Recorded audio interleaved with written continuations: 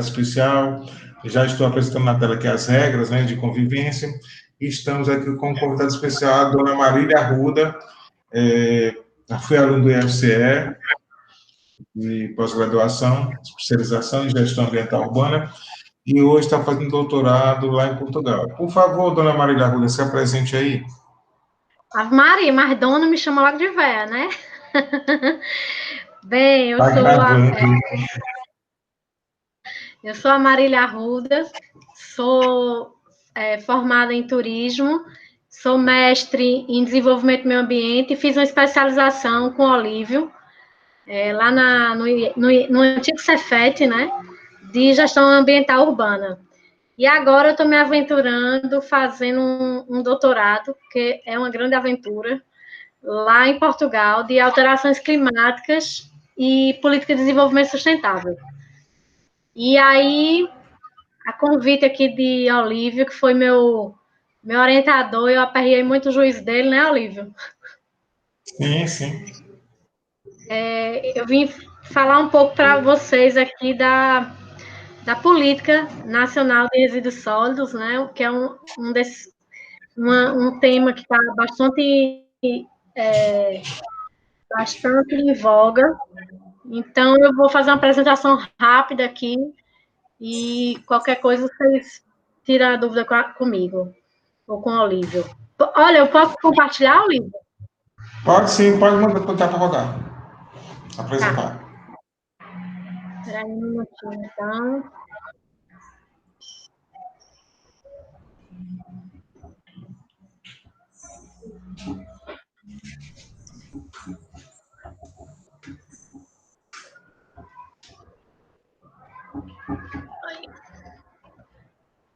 Então vá.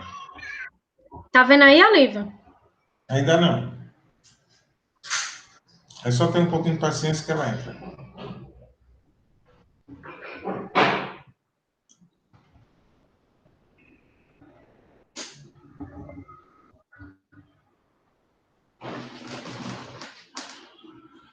Agora acho que foi. Pronto, tá apresentando agora. Ótimo. Pronto. Como vocês bem sabem, os resíduos sólidos hoje em dia é um dos maiores problemas ambientais que a humanidade vem enfrentando, né? E, para além disso, é um problema muito complexo, porque ele polui a água, polui os solos, polui o ar, enfim, tem impacto social, tem impacto econômico, tudo isso numa temática só de resíduos sólidos. No mundo hoje, segundo a Organização Nacional, a ONU, a Organização das Nações Unidas, são 2 bilhões de toneladas geradas no mundo por ano, né? E só no Brasil, o panorama da Abrelp, já são de 79 milhões de toneladas de resíduo, né, por ano. O problema desses resíduos, na verdade, é porque a nossa gestão nas cidades, nas grandes cidades, nas pequenas cidades, é bem defasada ainda. Então, desse total de resíduo coletado no Brasil, 92% desse resíduo, que corresponde a 72 milhões de toneladas, e 8% dessas toneladas nem sequer chega a ser recolhida, né? Então, assim, tem muita gente que ainda faz a queima do resíduo e causa graves problemas de saúde, né, também, e ambientais. Então, 59% desse resíduo coletado, ele recebe uma destinação adequada em aterros, e 40% eles ainda são destinados inadequadamente nos lixões e nos aterros controlados, que é em cerca de 3 mil municípios. A gente ainda não tem essa cobertura muito bem com esse acesso, né? E a gente pode ver nesse gráfico a mudança de 2017 para 2018, que foi o último gráfico que eu tive acesso. A gente nota uma diferença muito pequena de aumento de aterros sanitários por todo o Brasil, né? Os resíduos sólidos também, é um fator também preocupante quando tem essa disposição inadequada, né? Que é dos grandes, sendo inadequada a disposição dos resíduos, ele também gera emissão de gás de efeito estufa, né? Que impacta diretamente no nosso planeta Terra, né? A decomposição dos resíduos orgânicos, então, solta esses gases, principalmente o metano e o óxido nitroso, sendo que o metano ele é 25 vezes mais poluente do que o dióxido de carbono, e o óxido nitroso 298 vezes mais poluente do que o dióxido de carbono. Ou seja, a gente com a destinação incorreta dos resíduos, a gente também tem aí esse problema da emissão de gás de efeito estufa, né? No Brasil, o metano, ele advém dos tratamentos de efluentes, cerca de 4,7% das emissões brutas de gases de efeito estufa. E é interessante perceber no Brasil que essa emissão de metano, especificamente, 51,4% é de disposição de resíduos em lixões, em aterros controlados e aterros sanitários, 24% de tratamento de efluentes industriais e 23% de tratamento de efluentes domésticos. A incineração, até então, ela corresponde ainda a uma parcela muito pequena, de 0,29% de incineração de resíduos. Isso é um gráfico tirado do Sistema de Estimativa de Emissões e Remoção de Gases de Efeito Estufa, né, onde a gente fica bem claro esses valores e o tanto de impacto que o metano vem causando, né, nas emissões aqui do Brasil. E, consequentemente, nas alterações climáticas, né? Outra coisa... agora que eu percebi que estava... Outra coisa depois desse trabalho, dessa introdução, né, eu gostaria de apresentar a vocês a Política Nacional de Resíduos Sólidos, que é a Lei 12.305, de 2010, e ela foi uma legislação bastante participativa, né, e demorada também a sair, passou quase 20 anos, vou passar lá para esse slide, passou quase 20 anos sendo discutida, tendo a participação de diversas organizações não governamentais, de organismos governamentais, da sociedade civil e também de movimento de catadores, né? É uma legislação histórica, um marco histórico, né, dentro do direito ambiental do Brasil, porque trouxe diversos novos conceitos e modernos conceitos, né? Uma das principais obrigações que era dada aos municípios era de banir os lixões e implementar as coletas de material reciclável nas residências. Então, criou, então, um conceito, né, também voltando aos prazos. Quando essa política foi criada em 2010, era para ter sido implementada até 2014, que coincidiu, 2014, de ter a Copa do Mundo. Então, para que os municípios se adequassem, né, à nova Política Nacional de Resíduos, foi dado aos municípios recursos do PAC, que era o Plano de Aceleração do Crescimento, foi dado dinheiro aos municípios, porém os municípios alegaram que nem tinham qualificação técnica, nem recursos técnicos e nem de recursos humanos que pudesse cumprir com essa legislação até 2014.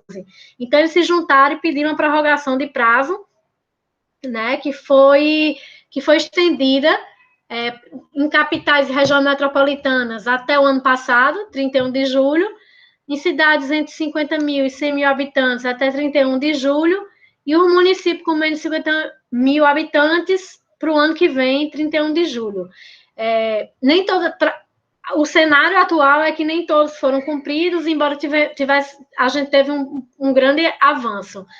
só para situar vocês dentro do processo dessa legislação, em 91 foi dado a entrada do projeto de lei, né, e que tratava, falando da coleta, tratamento, transporte, destinação de serviços de saúde, que hoje em dia essa legislação é uma legislação específica, né, para a área de saúde. Ela não, ela tem uma resolução, inclusive.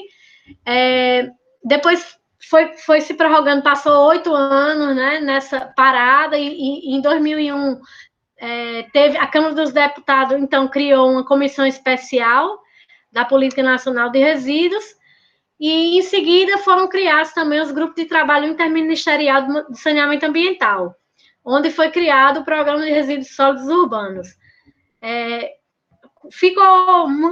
Tiveram várias audiências públicas, diversos debates, e no governo Lula-Dilma, né, foi que teve um avanço maior.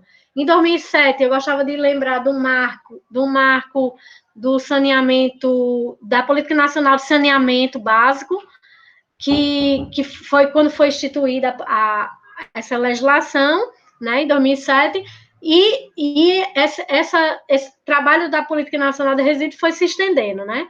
Aqui a gente teve, é bom ressaltar aqui o papel também dos catadores de materiais recicláveis, que tiveram participação efetiva dentro desse contexto. A legislação, ela também tem os princípios, né, que norteiam essa política nacional de resíduos, e para além dos princípios que a gente já conhece dentro do direito ambiental, ele também abordou a visão sistêmica, né, onde se olha várias variáveis, né, as variáveis ambientais, social, cultural, econômica, tecnológica e de saúde pública, ou seja, bem dentro daquela história da sustentabilidade. Também Marília? Oi, Marília. Só um segundo. É só avisar aqui a Ana Beatriz. Ana Beatriz, você vai assistindo aqui a palestra da Marília, no final ela vai abrir para perguntas, tá bom, Ana Beatriz?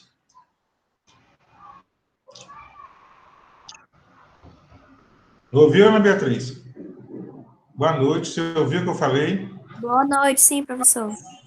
Pronto, aí no final você pode fazer pergunta para Marília, que é mestre em desenvolvimento sustentável, né, pela UFPE, e hoje é doutoranda lá em Portugal, tá bom? Foi minha ex-aluna.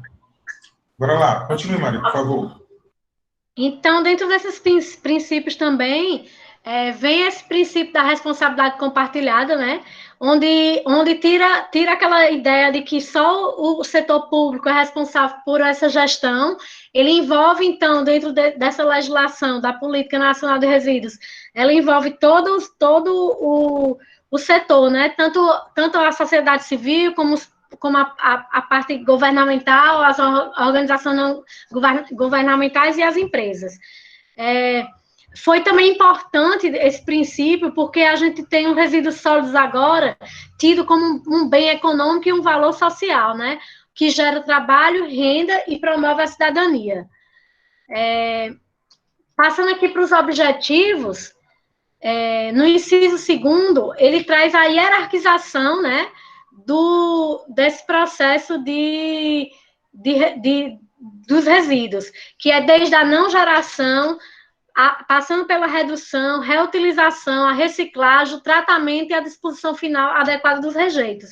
Foi muito interessante agora essa experiência em Portugal, porque quando eu cheguei lá num evento para saber o que é que eles estavam, né, discutindo, eu fiquei bem chocada, assim, porque enquanto a gente está discutindo aqui a forma de não gerar, de reduzir, né, de reciclar, enfim, eles lá já estão preocupados no design do produto que vai ser posto no mercado para diminuir o impacto na hora dessa reciclagem, dessa disposição dos resíduos, né? Então, outro objetivo é a gestão integrada do resíduo sólido, né, com toda a cadeia envolvida, e também eles dando prioridade à aquisição de contratações governamentais de produtos recicláveis e recicláveis. A política também tem alguns instrumentos, né? E entre eles o plano de resíduos, inventários, a coleta seletiva propriamente dita é um instrumento da política nacional, e aqui ele incentiva também a pesquisa científica, tecnológica e a educação ambiental. Essa política, então, ela obriga os municípios, né, a encerrar todos os lixões do país e adotar a questão do aterro sanitário como para destinar os resíduos. Mas ele também exige dos municípios a elaboração de planos municipais de gestão integrada de resíduos, implementar a coleta seletiva com essa inclusão social. A legislação ela é bem clara quando diz que os catadores, eles têm que ser, as cooperativas de catadores têm que ser incluídos dentro desse processo de gestão dos resíduos, né?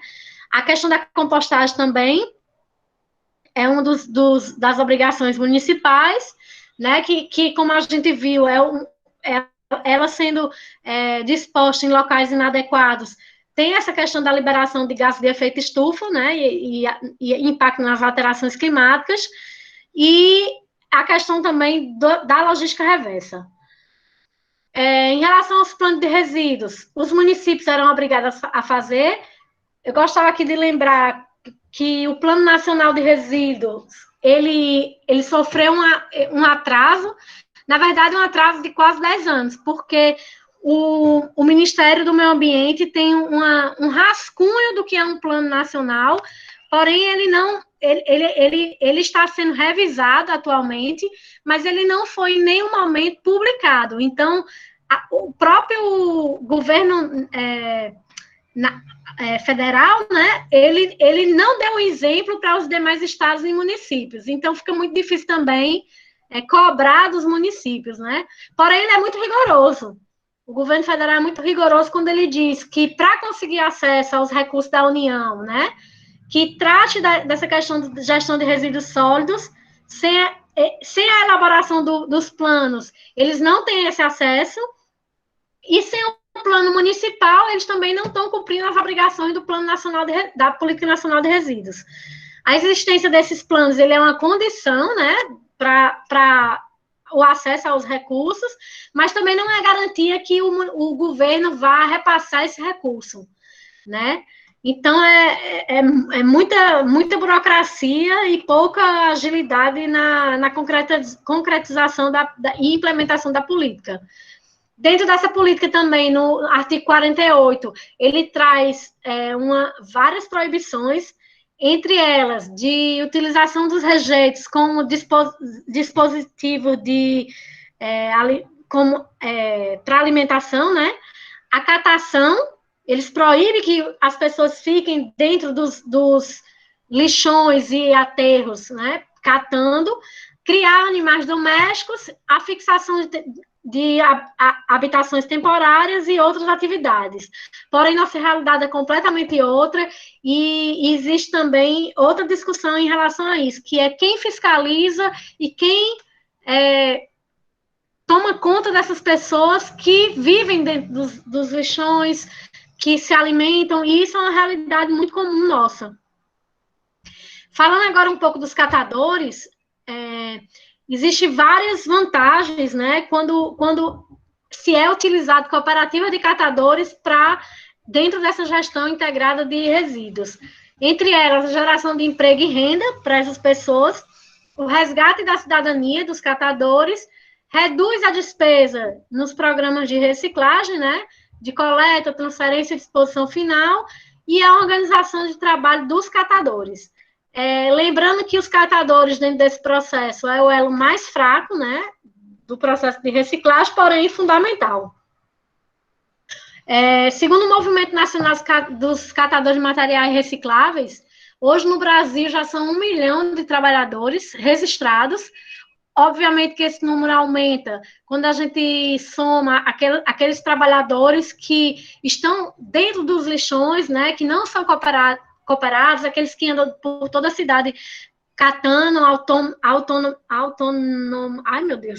de forma autônoma, Então, os trabalhadores é muito mais do que 1 milhão de trabalhadores nessa área.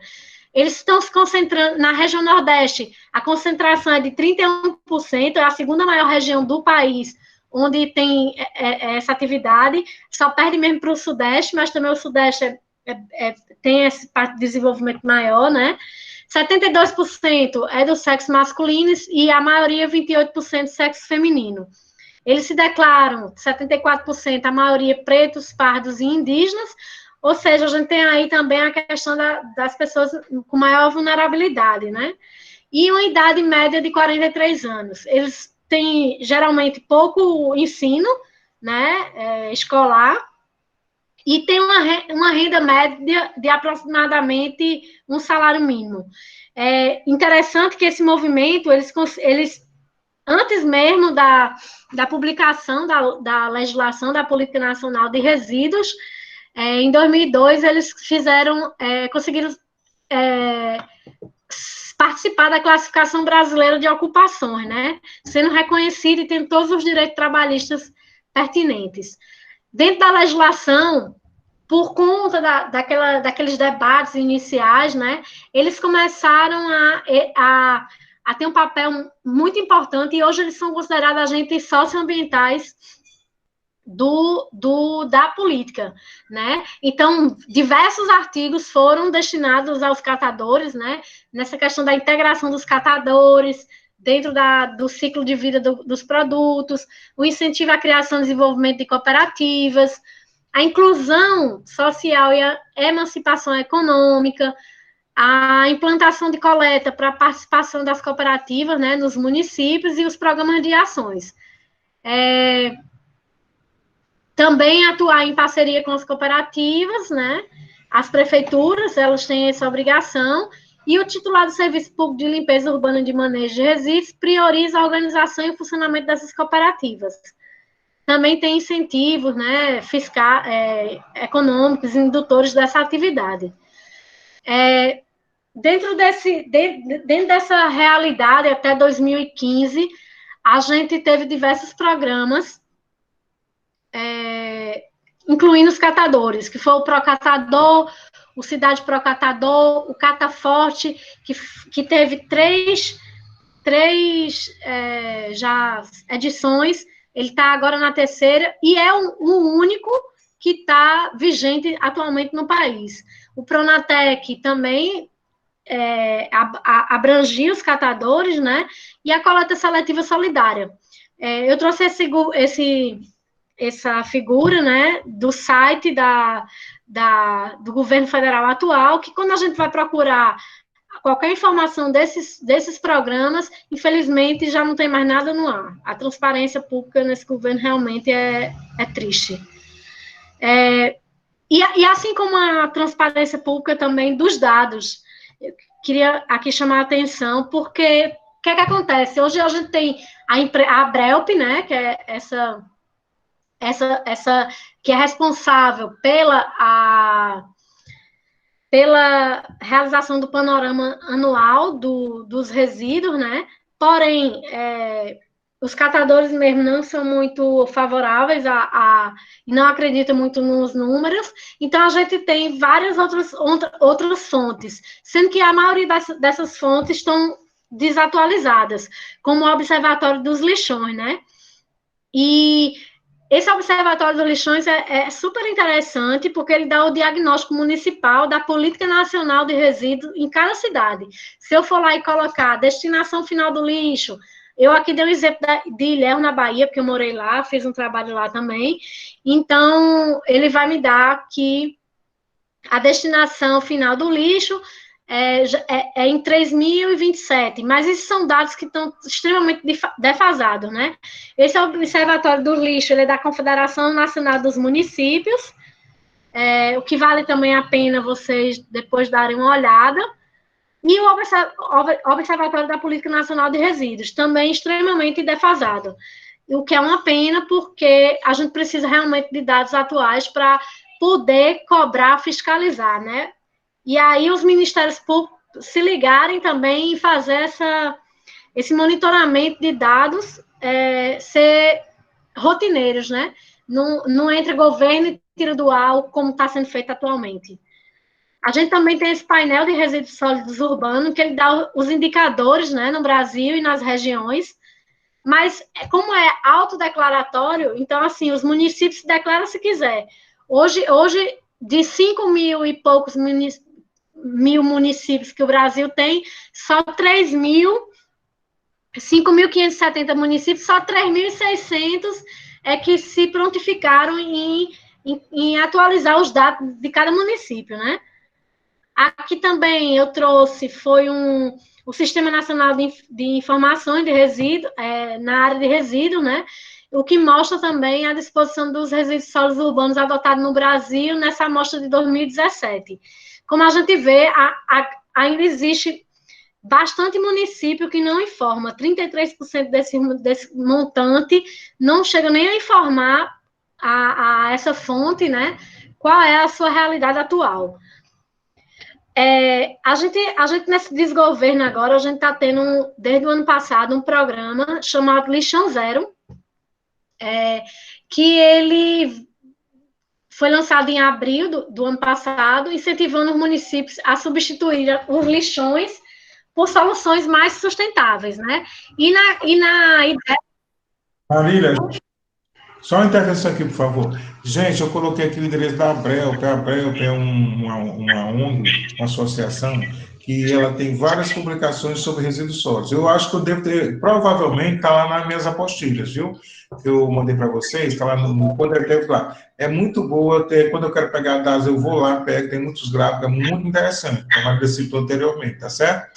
Então, só para lembrar, a Maria Eduarda, o Pedro Cícero e a Vitória, quando a Maria terminar a sua exposição, ela vai abrir para perguntas, tá certo, gente? E, viu, Maria, eu vou logo lhe convidar, que eu não sei, faz tempo que eu não acompanho, como para você dar um panorama, numa outra ocasião, daqui uns 10, daqui uns 15 dias, para a gente falar como é que está o panorama de resíduos sólidos na Europa, tá certo? Tá bom. Eu antigamente eu acompanhava, mas aí eu nunca mais acompanhei. Por favor, pode continuar. Entenderam isso? Qualquer pergunta no final. Tá bom? Então, esse programa, ele realmente é um retrocesso dentro dessa política toda que a gente vem de saneamento básico, né? Porque resíduos está dentro dessa parte de saneamento básico, então é um retrocesso gigantesco. Porque enquanto na União Europeia, em Portugal, por exemplo, estão discutindo o design do produto, aqui eles estão querendo voltar atrás, como diz lá em Portugal, né? Para fazer incinerações. Então, é um programa bastante... Até porque a gente tem esse ministro maluco, o Ricardo Salles, né? Que não tem a menor noção do que está fazendo. Então, a gente realmente está a Deus dará. Esse programa Lixão Zero, ele abriu até agora, dia 30 até hoje, 30 de setembro, estava aberto esse Planares, né? Que era a elaboração do Plano Nacional de Resíduos Sólidos, e ele fez um edital público, convocando diversas pessoas para darem opiniões, né, dentro desse programa. Existe uma rixa aí, como diz aqui no Ceará, né, entre os catadores e a Abrelp, porque a Abrelp é que está fazendo esses planários e ninguém teve acesso, na verdade, a qualquer uma dessas ideias, né, que eles chamam, ideias para a gestão de resíduos. Então, assim, esse programa Lixão Zero, ele tem 3 eixos, né, que é o aprimoramento da gestão de resíduos sólidos urbanos, fortalecimento da gestão municipal e a informatização e base de dados. Informatização e base de dados essa que o governo fez questão de tirar totalmente do ar, como mostrei anteriormente. As críticas, então, do Movimento Nacional de Catadores é que esse programa, ele tira completamente o protagonismo do catador. Tira porque ele não vai mais colocar o catador nesse processo de fazer a coleta seletiva nos municípios, né? Eles vão fazer diretamente com as grandes empresas, Coca-Cola, enfim, Nestlé, e para incinerar, o que vai perder qualidade, né, vai perder a qualidade do resíduo e o bem econômico vai desvalorizar completamente. Outra coisa é a obrigação legal de inclusão social e econômica das cooperativas, né? de materiais recicláveis no processo de encerramento das atividades dos lixões. Em nenhum momento eles estão dentro desse processo do lixão ser extinto, eles estão incentivando as prefeituras, né, a fazer as cooperativas, ou a apoiar essas cooperativas, a inserção da obrigação legal de contratação direta das cooperativas, que vem, tudo isso é tratado dentro da política nacional, está sendo completamente rasgada a política nacional de resíduos sólidos, com esse programa novo, e retirar o incentivo à incineração do programa Lixão Zero, né, de suspender os efeitos das metas. Como eu falei, na União Europeia, isso é uma tecnologia que já nem se discute mais, já está abominada. O que se discute hoje lá é a não geração, é a geração mínima, e a reciclagem, porém, a gente lá na Europa não tem esses atores, que são os catadores que a gente tem aqui. Ou seja, lá realmente depende muito da população o desenrolar dessa coleta, né? Eu vou fazer umas considerações finais, que a gente tem uma vasta legislação ambiental, porém não existe o cumprimento, né, dessa legislação. A gestão de resíduos sólidos, ela está distante da universalização. A gente vê que 5.500 municípios ainda é muito longe, e tipo 3.000 municípios nem declara como é que está a situação. Então, e para além disso, a gente tem as regiões, cada região do Brasil parece um país, né? A região norte é muito diferente da nordeste, que é muito diferente da sudeste, então, realmente, agregar tudo isso é muito difícil. Então, a gente ainda está distante também da eficiência e da qualidade necessária para uma adequação ambiental correta. A necessidade da criação de uma política de uma política de gerenciamento de resíduos sólidos nos municípios, né? Também é preciso. A efetiva prática de coleta seletiva, mas que está totalmente ligada a uma questão de educação ambiental. E aí você também não vai poder cobrar uma coleta seletiva em municípios que as pessoas, às vezes, têm nem o que comer, né? E não tem nem educação básica, quanto mais ambiental. Então, também é falta de recursos financeiros e técnicos. E aí eu chamo a atenção que nos nossos municípios hoje, os cargos comissionados quem são os decisores políticos, né? Então, por mais que você tenha um quadro técnico, se aquele município, o prefeito não tiver aquela vontade política, nada disso vai sair do papel. Também falta uma fiscalização, controle e punição. O Ministério Público é bastante, posso dizer, até leviano e bastante negligente, né? E não cobrar, depois de 10 anos de uma política que a gente fez agora, de não cobrar a efetivação pelos municípios. Também a existência de bases de dados descontinuadas, né? Com períodos irregulares e muitas vezes nem disponibilizado, ou disponibilizado e depois entra um governo como esse que a gente tem agora e tira do ar os dados.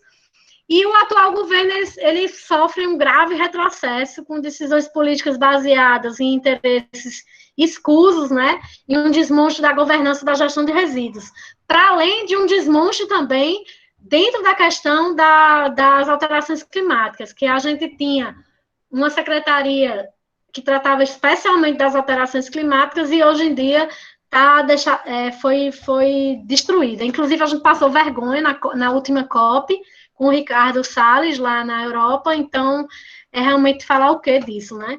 Precisa também se tornar uma prioridade no âmbito do governo federal, para que tenha um maior engajamento dos estados, municípios e população. Se eu puder, tiver um tempo, Olívio, eu tenho uns exemplos aqui para dar, não sei se ainda dá tempo. Olívio? Sim, peraí, porque estava ligando o microfone, desculpa. Dá sim, lógico, dá. Tá. Aí vamos reservar, vamos dar até 7h30, aí quando for 7h20, 7h15, a gente encerra e abre pergunta para os meninos, tá bom? Com certeza vão perguntar muita coisa. eu vou dar só mostrar uns exemplos de locais que eu já tive oportunidade de fazer alguma coisa, né? E eu vou começar com Ilhéus, que é um município no sul da Bahia. Tem cerca de 200 mil habitantes, então é uma cidade interiorana, né? Lá em Ilhéus, eu tive a oportunidade de fazer, de entrar em contato com os catadores. Lá tinha um aterro sanitário, ou um lixão que foi encerrado e foi criado pelo governo do estado um novo aterro. Então, aquele aterro ele foi remediado e abriram um novo aterro. Sendo que esse novo aterro, o lixão foi remediado e abriram um novo aterro. Esse novo aterro começou a ter vários problemas, porque o governo do estado, apesar de ter construído o aterro, ele não podia gerir, que essa gestão tinha que ser feita pelo município, porém ficou nesse impasse. Nem o município cuidava, nem o estado cuidava. E nesses 10 anos aliás, quase 15 anos de novo aterro, né, ele virou um lixão novamente. E para além disso, existe uma briga dos catadores que moram lá dentro desse aterro, né, que trabalham lá dentro desse aterro, e que não concordam com a atual gestão da cooperativa que atua na cidade. Essa cooperativa também não é flor que se cheire, e roubou um maquinário que os catadores tinham conseguido, e era para ser implementada num galpão construído também lá dentro do lixão, né? Aterro que não é aterro, é lixão. Então, eu fiz esse projeto, que é o Música, Luxo, Lixo, que era tentar atender essas pessoas que são extremamente marginalizadas, que são esquecidas, né, que sofrem diversas injustiças ambientais, e levar um pouco através da cultura, levar um pouco de uma coisa diferente, uma oficina de música, feita com o próprio resíduo do local que eles mesmos coletaram, né? Então, foi uma oficina que aconteceu em 2018, foi feito por um edital do município, eu escrevi o projeto e ganhei uma verba para fazer isso. Era destinado para participantes a partir de 10 anos de idade. Inicialmente, a gente contou de ser só 15 participantes, porém, é tão carente de coisas novas que eu tive mais de 50 pessoas no dia da oficina. Como eu falei para vocês, aqui é o galpão, né? Não sei se vocês estão vendo, que foi construído para o maquinário ficar aí dentro, mas essa briga entre eles, a presidente da cooperativa levou para a cidade e deixou eles à míngua, né? E eles vivem nessa situação mesmo, que é de chão batido, de casas feitas de madeira, madeirite, que eles acham, de lona, né? E eles vivem todos aí. Problema de alcoolismo, de estupro de menores, enfim, tem tudo que você imaginar, tem aí dentro. E o que o que mais me incomodou dentro desse processo foi ver que o Ministério Público nada fez, mesmo a Política Nacional de Resíduos Sólidos, no artigo 48, proibir a residência e se alimentar e viver e comer e criar bicho dentro do ambiente, né? Não é nada disso que a gente vê. Aqui no fundo, nessa foto de baixo, do lado direito, a gente vê bem as moradias, né? E outra experiência que eu tive foi na Cocamar, que foi uma cooperativa de material reciclável, que lá em Natal, que é onde eu sou concursada, né? E fiz um trabalho um trabalho científico, mas eu fui pesquisar como é que acontecia aí. Também, Natal é outro caso que ninguém entende. Essa área que vocês estão vendo é uma estação de transbordo da cidade, e ao lado fica a cooperativa Cocamar. Essas dunas aqui é uma área de preservação ambiental municipal, é uma unidade de conservação municipal, e é onde tem grande parte das reservas de aquíferos da cidade de Natal.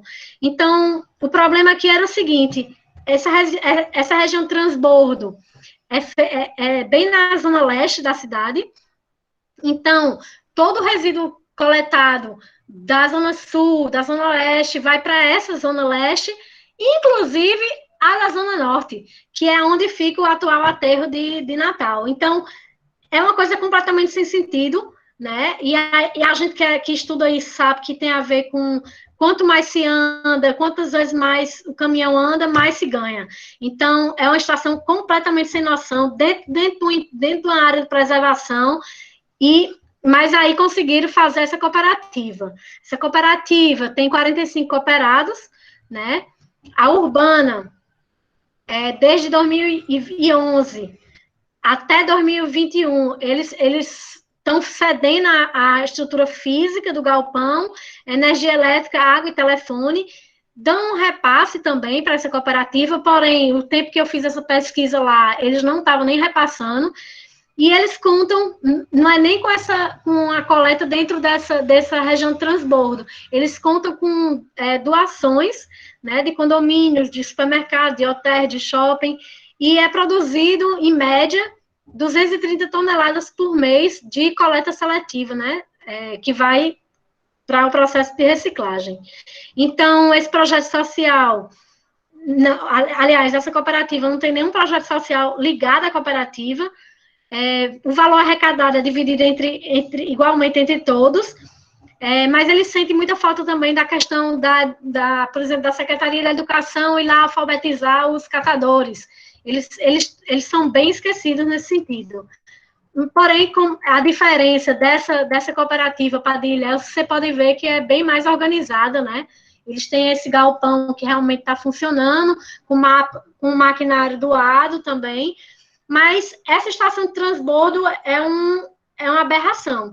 E o Ministério Público também fecha os olhos, porque ele vai se amontoando o resíduo ali, né? E termina que voa e vai invadindo a unidade de conservação. Então, a minha apresentação... Marília, só um minutinho aqui, meninos. Assim, a estação de transbordo, por exemplo, Fortaleza tem uma estação de transbordo. É aquele local que recebe os resíduos coletados, depois envia lá para o aterro. Marília, essa é a estação de transbordo perto da praia? Eu vou ver como fossem as dunas? Não é perto da praia. Ela fica quem conhece Natal, fica na cidade satélite, Cidade Esperança. Ele é na Zona Leste. Mas essas dunas, ela faz parte do Parque Municipal Donival do Monte, que é uma unidade de conservação municipal, que é uma zona de dunas, né?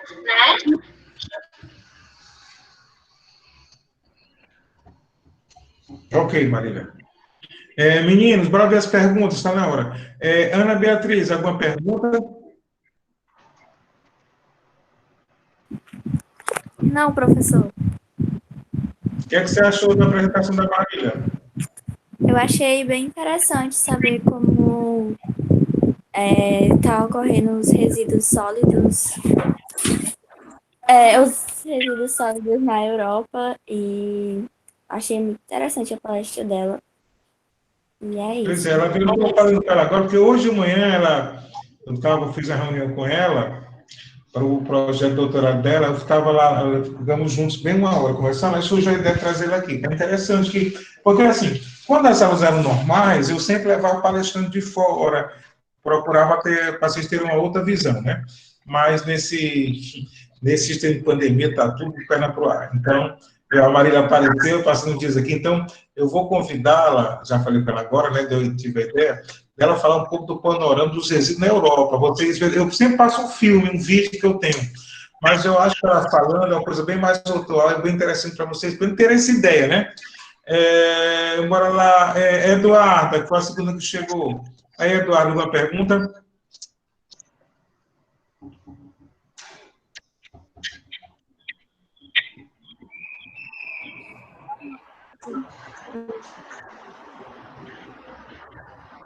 Eduarda? Pode falar. Acho que não está saindo o áudio. Saiu agora. Fala. Não tem nenhuma pergunta, não. Foi tudo bem esclarecido. Muito bem. Vamos aqui à outra moça. Vitória. Oi, gente. Boa noite. Eu gostei muito da palestra, da explicação da Marília. Achei bem explicativa, bem ampla. Acho que é o modo no qual ela trouxe o conteúdo foi bem acessível para a gente entender, compreender, para a gente ter uma coisa diferente, né? Um conhecimento a mais. E já quero a palestra dela sobre os resíduos na Europa. Pois é, eu tive a ideia agora. Vai dar certo. Pedro, Ô, Pedro ô, Cícero. Olívio, é Oi. interessante ver porque, por exemplo, a gente aqui tem esse papel dos catadores, né? E como ele é importante dentro desse processo.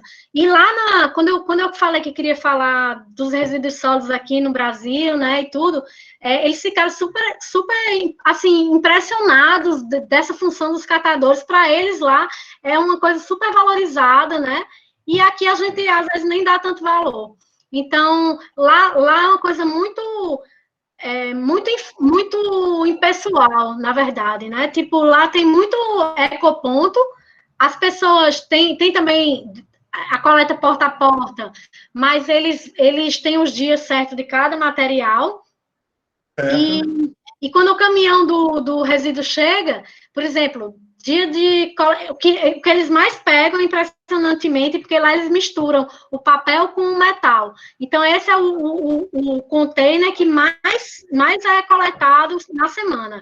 Então, quando eles chegam lá, o próprio motorista do caminhão desce com uma maquinazinha que vai lá com o guindaste do caminhão, já pega aquele negócio, já bota dentro do caminhão, ele não tem contato nenhum com o resíduo, né? Diferente dos nossos catadores aqui, que às vezes sai carregando mesmo na mão, e pronto, e leva para a estação de coleta. Então, Aqui é um ambiente chocante assim, quando a gente vê, né? Por isso que eles valorizam tanto e eles acham impressionante os nossos catadores.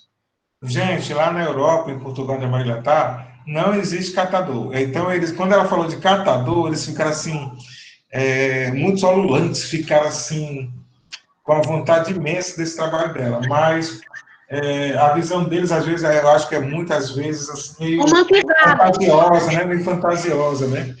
Eles não têm a ideia como é que funciona o catador aqui, não tem a menor ideia, porque a gente vai em Maracanãú, Marília, no nosso aterro, né? Lá tem catador. Lá tem catador. Pedro, por favor. Oi, vocês estão ouvindo? Estamos sim, pode falar. Oi, boa noite a todos, boa noite, Marília. Boa noite. A minha dúvida é mais sobre uma pergunta de, sim, se existe alguma expectativa a curto prazo positiva para a melhora dessa gestão nos resíduos, né? Porque tu falou de várias dificuldades aqui no Brasil, principalmente aqui no Brasil, né? Porque de aterros que são lixões e vários outros exemplos. Então, tem alguma expectativa positiva a curto prazo aqui em relação a essa gestão? Na verdade, Pedro, isso era para ter acontecido já em 2014, né? A gente está atrasado aí já há 6 anos. Então, assim, a expectativa é que realmente todo mundo crie vergonha na cara e faça a política acontecer, porque legislação tem, dinheiro tinha também, agora, né, na época tinha dinheiro. Não tem mais dinheiro, não tem mais dinheiro. A conscientização, né? A princípio, a conscientização, a princípio, né? Exatamente. Então, assim, realmente a população também precisa se conscientizar e cobrar dos gestores públicos, né? Participar o máximo que possa das audiências, e, provocar o Ministério Público quando vê uma coisa errada de resíduo, e aí torcer para que um dia a gente consiga pôr em prática o que a gente tem. Porque Marília, ambientalmente, politicamente, juridicamente, a gente está, juridicamente, dentro da política, né, dentro dessa política ambiental brasileira, a gente é um dos mais avançados também, em todos os níveis. Mas eu vejo com muita tristeza, viu, Pedro e demais, a questão do Ministério hoje. O Ministério do Meio Ambiente hoje é um desastre. Você viu que ele essa semana tentou liberar a pessoal de várias áreas. Então, a gente só vê coisas absurdas junto hoje ao Ministério do Meio Ambiente. Então, é muito triste. Então, eles não vão estar preocupados mais com o negócio de resíduos, não. Eles querem fazer coisas absurdas. Isso aí, para eles, então, essa questão do resíduos, para mim, antigamente, que já acompanhei isso há alguns anos, era muito mais forte no Ministério do Meio Ambiente. Eu participei de vários cursos, seminários sobre a questão dos resíduos. Hoje, nem pensar. Vamos lá, Vitor. Sua pergunta, por favor.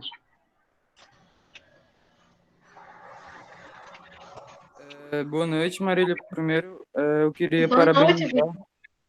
parabenizar por tudo que você está realizando, né? Conseguir ir para o exterior com o trabalho que você está fazendo. Parabenizar também pela palestra, que foi muito boa, gostei muito. E futuramente eu também vou estar em Portugal.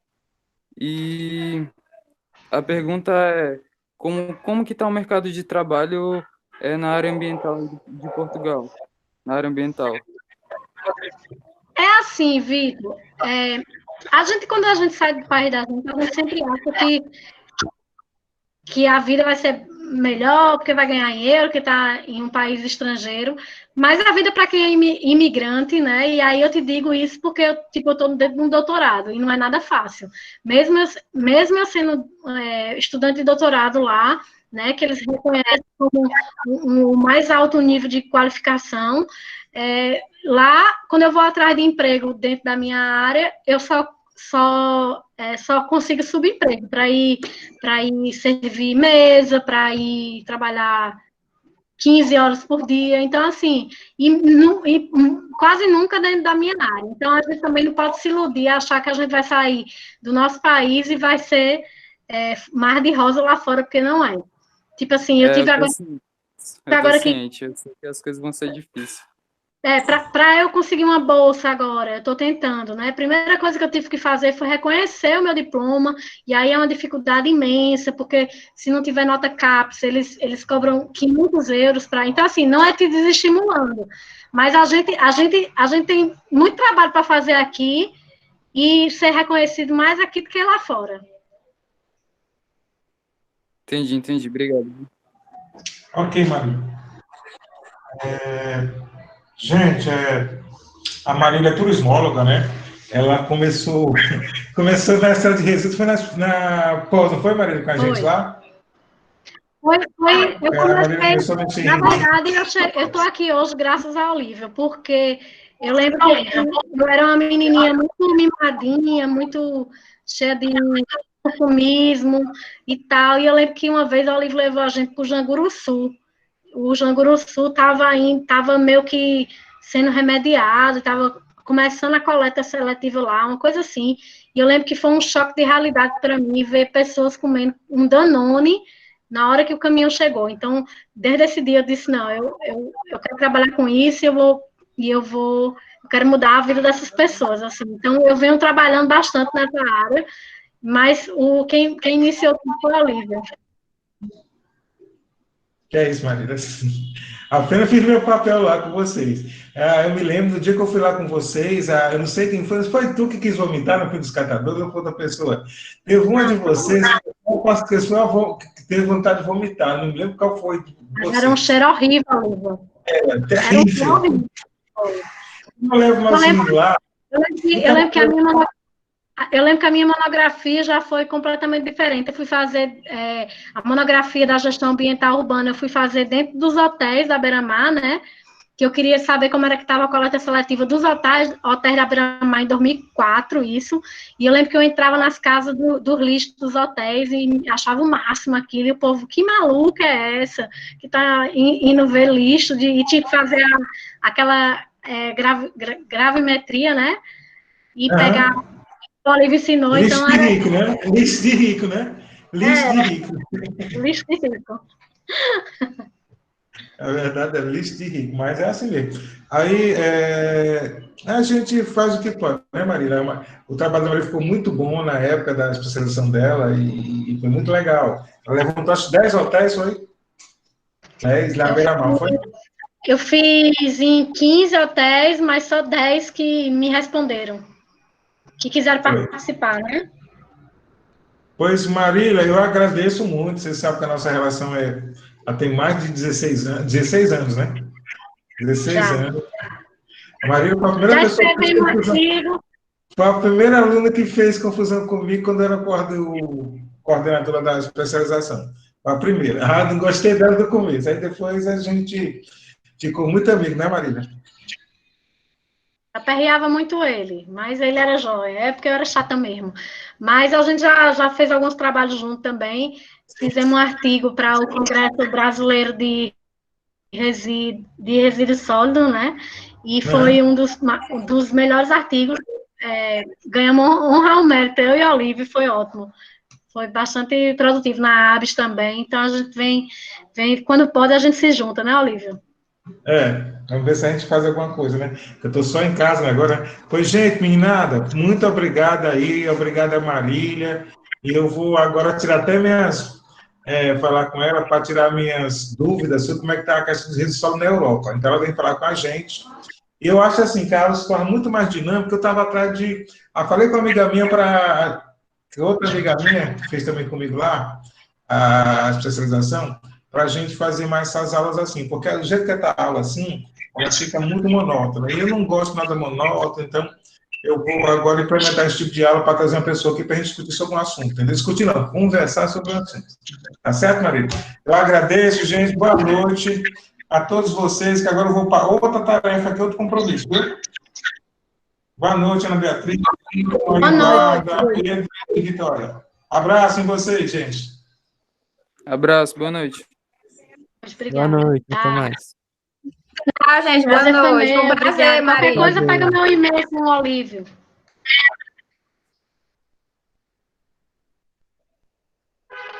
Marília, eu vou agora para outro compromisso agora, lá no CERN, e Tá a bom. gente se fala. Aí eu vou ver, acho que hoje, eu falei para ti, a nossa conversa hoje rendeu alguma coisa interessante, Tá bom. né?